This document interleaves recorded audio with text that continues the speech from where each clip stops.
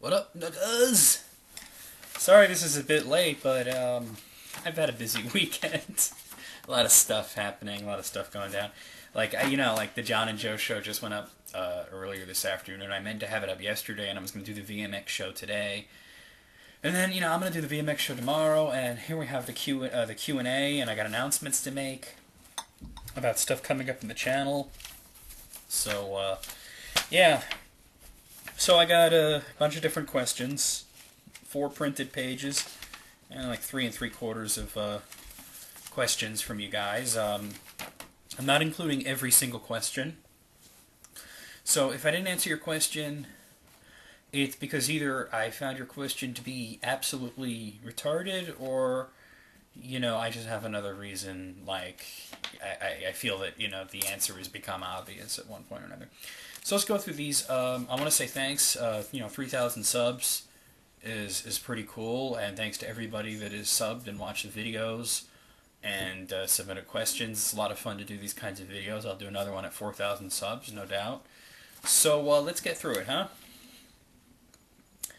Bo Hottie asks if I like the Sword, the band. Now, I don't really like the Sword.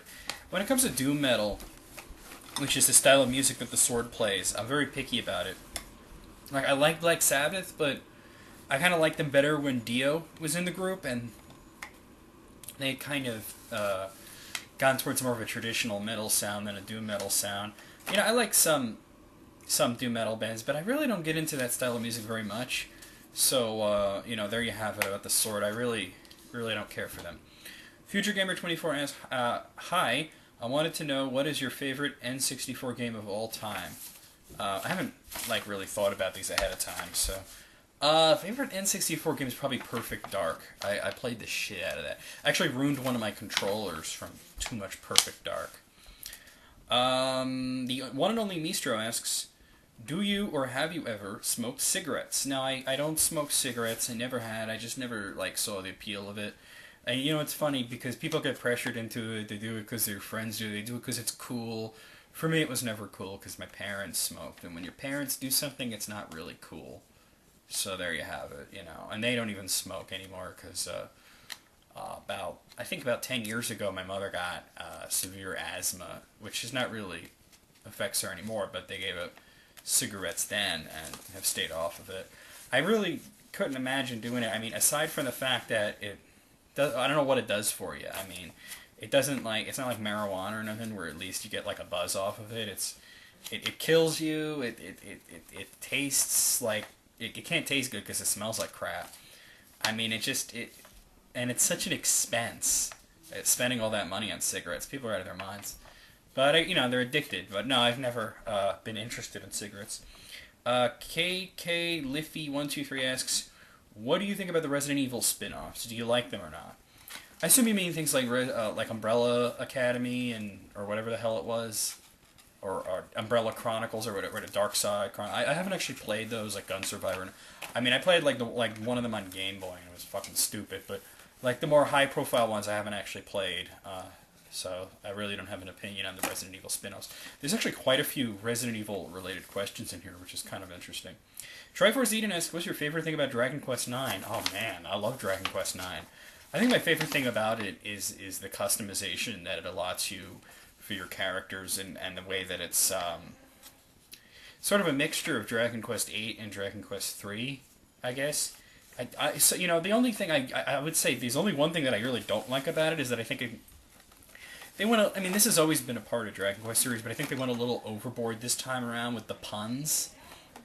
Like, the enemy names are always going to be puns, but some of them, like, the enemy names don't bother me, but some of the puns in the game go a little overboard. Like, when you get to the place where you can change your vocation, they call it all trades, Abby, and the guy in charge named Jack, like Jack of all trades.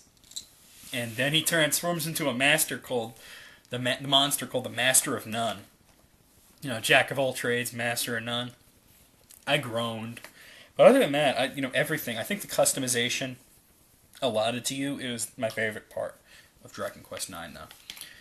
900A589, yeah, great username, asks, and I'm keeping like when I'm not just this guy, but when somebody has a how do I put this nicely? A unique approach to grammar and spelling. I'm going to keep that intact here. So he says, did you ever played any of the Tom Clancy Splinter Cell games? And if you did, what do you think about them? I haven't actually played them. I think I have one or two of them laying around, but I haven't actually played them. I'm not like a big fan of that style of game. Super Jim Bob 95 has two questions for me. Where did you get the music for the music contest? Ripped from the ROMs or just off the net? A little bit of both.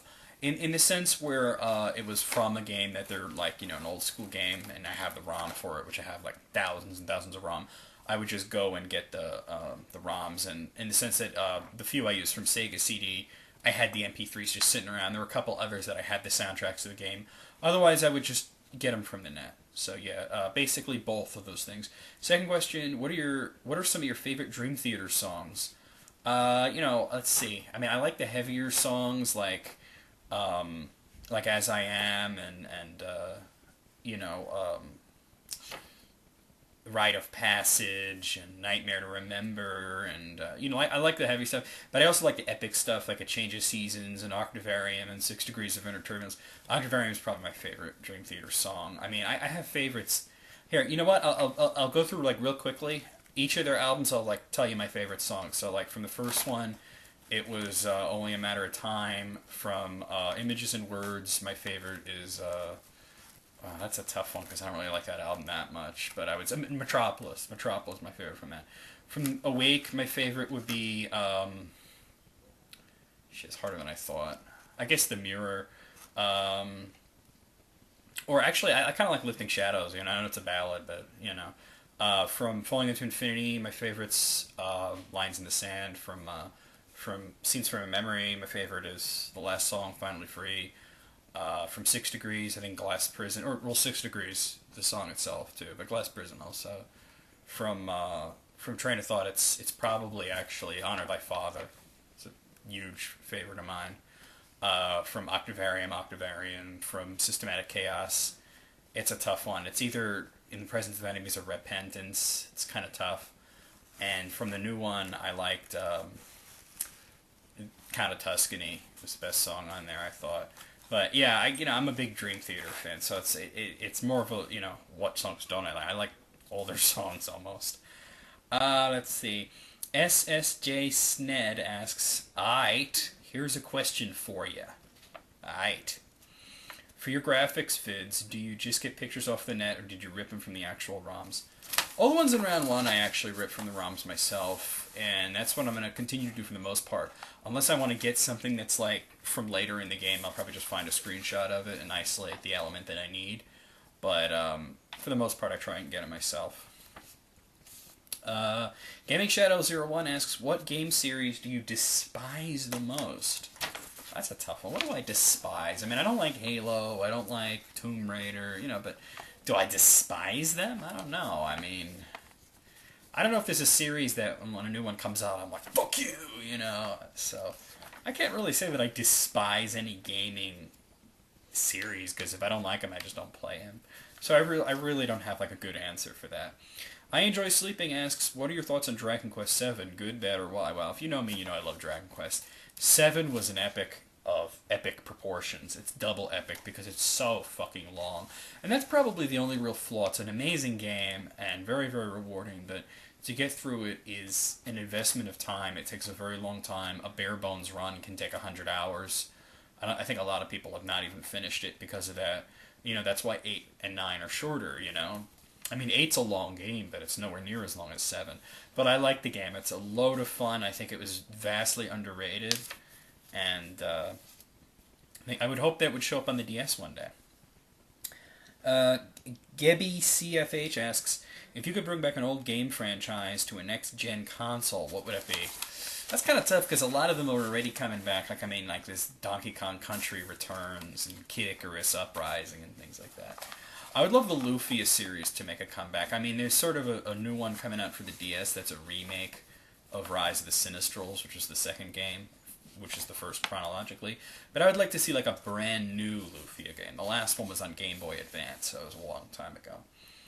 Where was I? Phantos the Hedgehog asks, "What's your favorite movie of all time and your least favorite?" That's easy. I think I've answered this, but I'll tell you anyway. Favorite movie is American Beauty, which was I think it came out like 2000 or 2001. It was an Academy Award winning film, an amazingly deep and thought provoking film. If you've never seen American Beauty, I would highly recommend it. Um, my least favorite movie? Well, there's actually a couple I could say that I absolutely hated. There was a movie called Train Spotting that I thought was like I thought it was gonna be really good because it got all these great reviews and there was these good actors in it, but I thought that was utter shit. There's a movie called The Relic. That was a joke. There's a movie called what was that called? Savior by Oliver Stone. That was vile. And there's one more I want to mention. What was that movie? It was terrible. It was like one of the worst movies I've ever. It was the worst movie I've ever seen. Oh shit. Well, all right. If I can't think of it right now. I said Train Spotting, The Relic, and the other one. I can't think of the fourth one. There was like four movies that I consider to be the worst ever, and I don't know. I mean, those are okay. The worst movie ever to me is probably, oh god, it's hard to pick even out of those three. I mean, I want to say Savior, but I don't know. Then I think of Train Spotting, and it's like, ugh. All right, so I'm gonna move on. Cub of Ubin has two questions.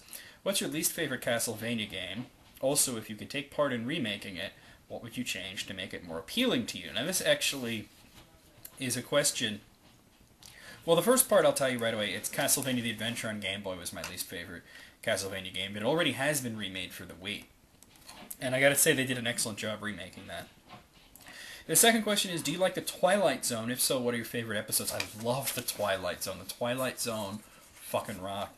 My favorite episode of all time was, I don't know the actual name of it, but it was the one with the masks. I think it might have been just called Masks, where there's this old man that he's dying, and he's got all these people around him that are like his family, but they don't like him. They're just greedy, and they want all of his money. And he puts them through this nonsense, kind of as punishment for being so greedy, and they all do whatever he says because they want to be in his will. And he makes them wear these masks, these horrible, disfigured faces, until after midnight. And they all kind of, each of the faces kind of represent the true nature of the person that's wearing it.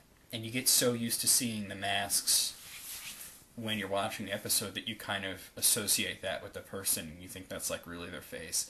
And then after the stroke of midnight, he wears a mask of death, a skull. And after midnight, he dies, and they're all happy because he's dead, even though this is like their grandfather and such, and these are all terrible people. And when they take off the masks, they discover that their features have changed to be like the masks. And I just that one had a big effect on me when I saw it as a kid. That was an amazing Twilight Zone. I also like the one where the guy he just wants to be left alone to read. And then there's like a nuclear apocalypse, and he has all the time in the world to sit and read books, but then he breaks his glasses. And, obviously there's some logistical things, like, why couldn't he just find another pair of glasses? But, yeah, of course, but, it's going to be difficult if you can't really see without them. But, it's still like a great, ironic twist, and that's what the Twilight Zone is best at. I also like the one, these are pretty famous episodes, most people will say these are favorite, where there's the woman getting an operation on her face, a plastic surgery, and she comes out looking beautiful, but all the doctors and whatnot, they have like pig faces, and they all react in horror, because to them, she's ugly. So that's my thoughts on Twilight Zone, probably my three favorite episodes. Band on the Run 87 asks, what's my favorite James Bond movie? I know I answered this previously, but I'll just say it again. It's somebody asked me what my favorite movie and book was, and the answer to both of those was, I have it right here. Well, the book anyway, or maybe not. Oh, here it is. On Her Majesty's Secret Service was my favorite book and movie.